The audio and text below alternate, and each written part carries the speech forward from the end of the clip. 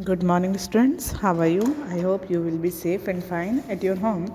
Student, in our earlier video, we were discussing about the resources. So, हमने अपने earlier video में resources के बारे में पढ़ा था कि resources क्या होते हैं. The everything that can be available in our environment is called resources. Now, today we will discuss about the type of resources. How many types of resources? The resources can be classified into three types.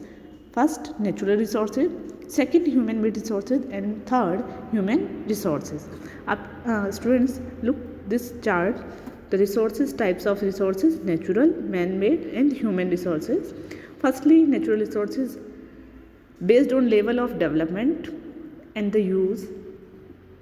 Second, based on origin, based on stock, and based on distributors. So the based on level of development and the use, the resources are again classified into two parts. Firstly, actual, and second, potential. On the basis of origin, biotic and abiotic. Based on stock, renewable and non-renewable. And the based of distributor, ubiquitous and the localized resources. Then man-made resources, the resources which are made by the man are called man-made resources. Third, the human is also a resource. Now we will learn about the natural resources. What are natural resources? The things which are taken from nature and are used without much change are called natural resources. यानी वो सारी चीज़ें जो हमें nature से मिली हैं और हम उसको बिना चेंज किए ही उसको अपने यूज़ में लाते हैं, वो हमारी नेचुरल रिसोर्सेज होती है. जैसे कि water, air, minerals, rock, natural vegetation या फॉसिल फ्यूल्स. हम वाटर को जो है ऐसे ही अपने यूज़ करते हैं, ठीक है. वाटर को हम चेंज तो नहीं करते, तो जिन रिसोर्सेज को हम जैसे नेचर ने हमें दिया है ऐसे ही यूज़ कर लेते हैं, वो हमारी नेचुरल रिसोर्सेज होती है. Some of these resource can be use directly by us. कुछ रिसोर्सेज तो हम डायरेक्टली ही यूज़ कर लेते हैं, जैसे उनको कोई भी मॉडिफाई नहीं करने की ज़रूरत होती है. तो अभी जैसे हमने वाटर का एग्जांपल लिया, तो वाटर को हम ऐसे ही यूज़ कर लेते हैं. लेकिन However, most natural resources need to be proceed to produce good fit for consumption. लेकिन कुछ जो नेचुरल रिसोर्सेज हैं, हमें उन्हें अपने कंजप्शन के लिए फिट बनाने के लिए हमें उनको रिसोर्स को चेंज करना पड़ता है, एक अलग प्रोसेसर से उनको गुजरना पड़ता है. For example, air, water and fruit can be used directly. हम एयर को डायरेक्टली यूज़ करते हैं, वाटर को डायरेक्टली यूज़ करते हैं, और फ्रूट्स जो होते हैं उनको भी हम डायरेक्टली ही यूज़ करते हैं. लेकिन कुछ जो मिनरल्स होते हैं, मिनरल्स हमारे नेचुरल रिसोर्सेज है, बट जो minerals have to be separated from ores. और मिनरल्स को हमें जो मिनरल ओर होते हैं, यानी कच्चे जो मिनरल्स होते हैं, हमें उनसे उनको प्यूरीफाई करके अलग करना पड़ता है. Crude petroleum has be refined to be get petroleum, diesel, wax and etcetera.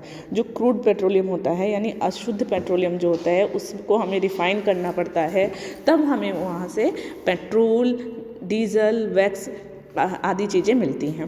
Natural resources जो होते हैं वो हमें प्रोवाइड, नेचुरल रिसोर्सेज जो हैं वो प्रोवाइड होते हैं एज हमें क्या प्रोवाइड करते हैं, वो रॉ मटेरियल के रूप में हमें उनका यूज़ करते हैं, which have be proceed into useful product fit for human consumption, और जिनको हम ह्यूमन कंजप्शन के लिए फिट बनाते हैं. Natural resources can be further classified in the following वे. और जो नेचुरल रिसोर्सेज होते हैं वो अगेन कुछ तरीक़ों से जो क्लासीफाई किया जा सकता है उनको, जैसे form of which it occur, the place where it occurred, and the effort needed to process it, and the cost of processing it. Next है on the basis of origin, यानी किस तरीके से ये उत्पत्ति हुई है, इसके आधार पर हम जो अपने रिसोर्सेज हैं उनको टू पार्ट्स में डिवाइड कर सकते हैं. अभी हमने पढ़ा ना, इससे पहले मैंने आपको चार्ट में अभी बताया था कि हमारे जो रिसोर्सेज हैं बेस्ड ऑन ओरिजिन पर, वो टू पार्ट में, बायोटिक और अबायोटिक रिसोर्सेज. आप यहाँ चार्ट में भी देख सकते हैं बेटा कि रिसोर्सेज जो होते हैं हम यूज़ के अकॉर्डिंग उनको एक्चुअल और पोटेंशियल में कर सकते हैं, ओरिजिन के अकॉर्डिंग बायोटिक और अबायोटिक में, देन रिन्यूएबिलिटी, रिन्यूएबल और नॉन रिन्यूएबल में, और उसके बाद सोर्स पर हम जो नेचुरल, ह्यूमन और ह्यूमन मेड हमारे ये रिसोर्सेज होते हैं. बायोटिक और abiotic resources. All living things such as plants and animal are biotic resources. जितनी भी लिविंग थिंग्स हैं वो सभी हमारी बायोटिक, जैसे प्लांट या एनिमल्स जो होती हैं वो हमारी बायोटिक रिसोर्सेज होती हैं. इनमें हमारे कौन कौन से आते हैं, plant, animal and the micro organism. Example of these resources are, इसमें कुछ जो हमारे फॉरेस्ट हैं, क्रॉप्स हैं, वाइल्ड या डोमेस्टिक एनिमल्स हैं, वो सभी हमारे बायोटिक रिसोर्स में आते हैं। Biotic resources are capable of reproduction, सबसे बड़ी इनकी करेक्टरिस्टिक ये है कि ये रिप्रोडक्शन कर सकते हैं, ठीक है। और we can say that biotic resources are generally renewable, और हम ये भी कह सकते हैं कि जो बायोटिक रिसोर्सेज है वो जनरली यानी रिन्यूएबल होते हैं, दोबारा भी उनको हम रिन्यू कर सकते हैं, नए बन सकते हैं। यहाँ आप देखिए बायोटिक और अबायोटिक रिसोर्सेज में सबसे बड़ा डिफरेंस क्या है। बायोटिक जो रिसोर्सेज होते हैं वो ऑर्गेनिक मैटर आते हैं, उसमें लिविंग थिंग्स आती हैं, oysters, blue crabs, job plankton और पाइथोप्लैंक्टन, जेलीफिश, ये सब हमारे बायोटिक रिसोर्सेज में आते हैं। और अबायोटिक में क्लाइमेट, जितनी भी नॉन लिविंग थिंग्स हैं, sunlight, temperature, nutrient enrichment and the humidity soil. Next आता है अबायोटिक रिसोर्सेज। अभी जैसे हमने पढ़ा कि बायोटिक रिसोर्सेज में हमारे लिविंग थिंग्स आते हैं, बट अबायोटिक रिसोर्सेज में all non living things such as land, water and minerals and air belong to abiotic resources. This can be exhausted by excessive use, और इनको ये एक बार ख़त्म हो सकते हैं जब हम इनको बहुत ज़्यादा यूज़ भी कर लें। Their total reserve can not be increase by human effort, और इनका जो रिजर्व है यानी जो इनके जहाँ पर ये इकट्ठा हैं वहाँ पर हम ह्यूमन एफर्ट से इसको इंक्रीज़ नहीं कर सकते हैं, और ये नॉन रिन्यूएबल रिसोर्सेज होते हैं। तो अबायोटिक रिसोर्सेज आपके नॉन रिन्यूएबल रिसोर्स होते हैं। Their usefulness depend upon their value and accessibility, और इनकी जो यूज़फुलनेस होती है वो डिपेंड करती है इनकी वैल्यू के ऊपर और इनकी एक्सेसिबिलिटी के ऊपर। These resources are in great demand for the development of the industries. अब ये जो नॉन रिन्यूएबल रिसोर्सेज अबायोटिक जो रिसोर्सेज हैं इनकी बहुत ज़्यादा डिमांड है, क्योंकि इंडस्ट्रीज़ को में डेवलपमेंट को डेवलप करने के लिए इनकी बहुत ज़्यादा ही डिमांड होती है। नेक्स्ट आता है on the basis of development. अभी हमने पढ़ा कि जो रिसोर्सेज हैं हमारे वो डेवलपमेंट के अकॉर्डिंग टू पार्ट्स में डिवाइड है, जैसे कि एक्चुअल और पोटेंशियल रिसोर्सेज। एक्चुअल रिसोर्सेज क्या होते हैं? On the basis of their rules and development natural resources can B classify into actual और पोटेंशियल रिसोर्सेज। उन जो रिसोर्सेज हैं उनको उनके बेस के ऊपर, डेवलपमेंट का जो बेस है या उनके यूज़ पर हम उनको नेचुरल रिसोर्सेज को हम टू पार्ट्स में डिवाइड कर सकते हैं। सबसे पहला actual and the potential resources. अब एक्चुअल रिसोर्सेज क्या होते हैं? Resources whose quantity is known and which being used by man, जिनकी क्वांटिटी जो है वो पता है और जिनको मैन अभी भी यूज़ कर रहा है, वो हमारी एक्चुअल रिसोर्सेज होते हैं, ठीक है। यानी जिनके बारे में हमें पता होता है, जैसे कि coal reserve in the Jharkhand is actual resource. जो झारखंड में कोल रिजर्व है वो हमारा एक्चुअल रिसोर्स है। We know how much coal is there in coal mine of Jharkhand. अब हमें पता है कि झारखंड में जो कोल माइन है उसमें कितना कोल है। And coal is being used in many factories to produce energy, और कोल जो है बहुत सारी फैक्ट्रीज में यूज़ किया जाता है एनर्जी के लिए। इसी तरीके से जैसे the water in the Ganga is an actual resources. जो गंगा का जो वाटर है वो हमारे एक्चुअल रिसोर्सेज है, because we are using this water for many purpose. और हम इस वाटर को, गंगा के जो वाटर को है उसको बहुत सारे पर्पज़ के लिए यूज़ करते हैं। Rich deposit of the petroleum in West Asia, dark soil of the Deccan plateau in Maharashtra are other example of actual resources. Means जिनके बारे में हमें एक्चुअल में पता है, उनकी क्वांटिटी को हम जानते हैं। अब resources those actual quantity is not known, जिनकी एक्चुअल क्वांटिटी हमें पता ही नहीं है, और which are not being used by present, और इस समय हम उनको यूज़ भी नहीं कर रहे हैं now as the potential resources. For example the uranium reserve in Ladakh is a potential resources which can be used in future.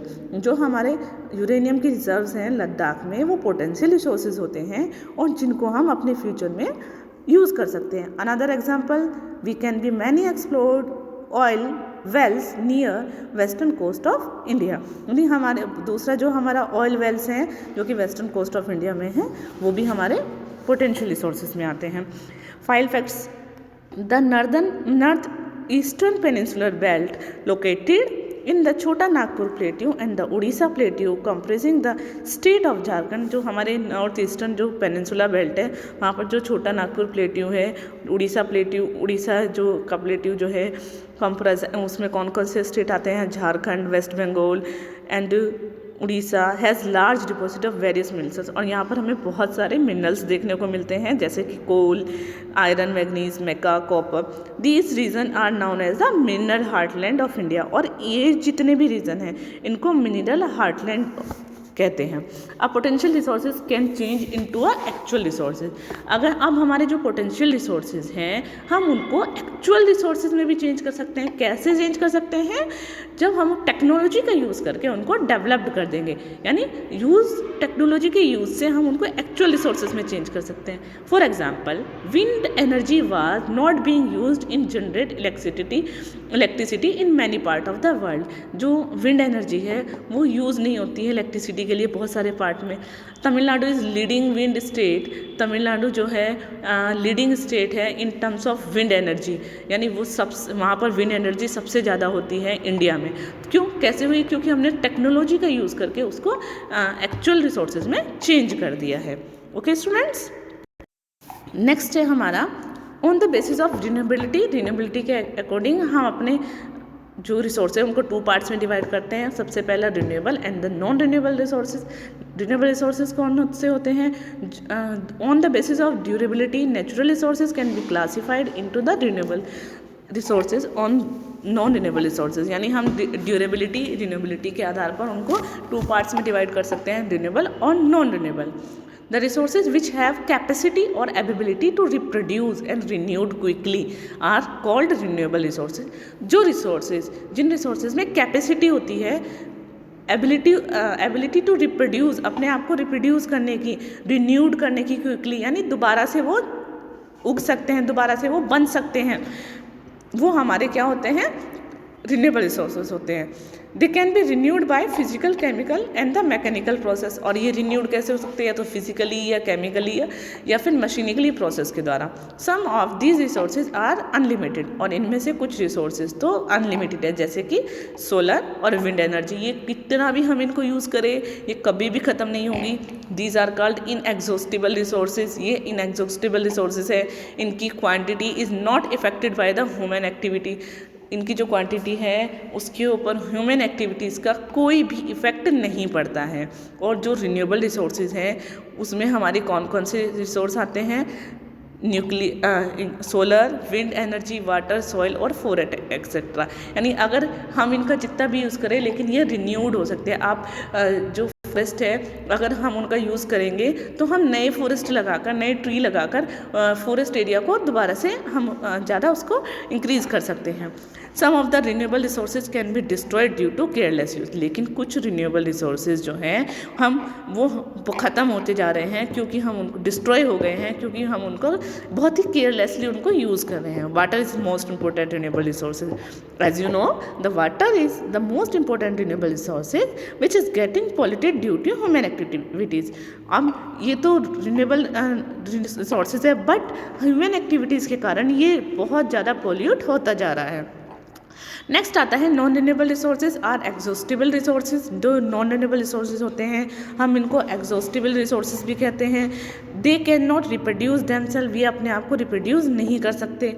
The non renewable resources are, हमारे नॉन रिन्यूएबल रिसोर्सेज हैं वो लिमिटेड भी हैं in reserve and many may take 1000 of year in renewed them. और ये limit होने के साथ साथ ये बहुत साल लगा देते हैं इनको नए जो रिसोर्सेज हैं बनने में। यानी अपने आप को, जैसे कोल, पेट्रोलियम, ये कम्प्लीटली जो है मिलियन ऑफ ईयर लगता है इनको दोबारा से बनने के लिए, रिप्रोड्यूस के लिए। जैसे जैसे टाइम पास्ट होता जाता है यानी बहुत लंबा समय लगता है इनको जो है नए तरीके से बनने के लिए। At the time period of extremely long such resources are considered non renewable. और जो जिनमें बहुत लंबा टाइम लगता है उन रिसोर्सेज को हम कंसिडर करते हैं नॉन रिन्यूएबल रिसोर्सेज से। नेक्स्ट आता है distribution on the basis of distribution. Distribution के बेसिस पर हम 2 पार्ट में डिवाइड करते हैं इनको अगेन कि यूबिक्विटस रिसोर्सेज और localised resources. Ubiquitous resources are those resources which are found almost everywhere on the earth such as air we breathe। यानी ubiquitous resources कौन से होते हैं? जो हमारी अर्थ पर हर जगह मिलते हैं हमें, जैसे विंड, बायोमास, एयर, वाटर, ये हमें हर जगह मिलेगा, ये हमारे यूबिक्यूटियस रिसोर्सेज होते हैं। और लोकलाइज रिसोर्सेज क्या होते हैं? The resources like reserve of iron, iron के जो रिजर्व्स हैं, कॉपर, कोल, ये हमें हर जगह देखने को नहीं मिलते हैं, तो ये हमारे क्या कहलाते हैं? ये हमारे लोकलाइज, यानी एक लोकल एरिया में ही देखने को मिलते हैं। आपको कोल हर जगह नहीं मिलेगा, ठीक है, आपको हर जगह आयरन के जो रिजर्व्स हैं वो नहीं मिलेंगे, तो ये हमारे सब लोकलाइज रिसोर्सेज होते हैं। The distribution of localise resources is highly uneven on the surface of the earth, और ये जो हमारे लोकलाइज रिसोर्सेज हैं इनका डिस्ट्रीब्यूशन अनइवन है हमारे पूरे अर्थ पर। Okay students, thank you. The rest part of this chapter we will discuss on next time.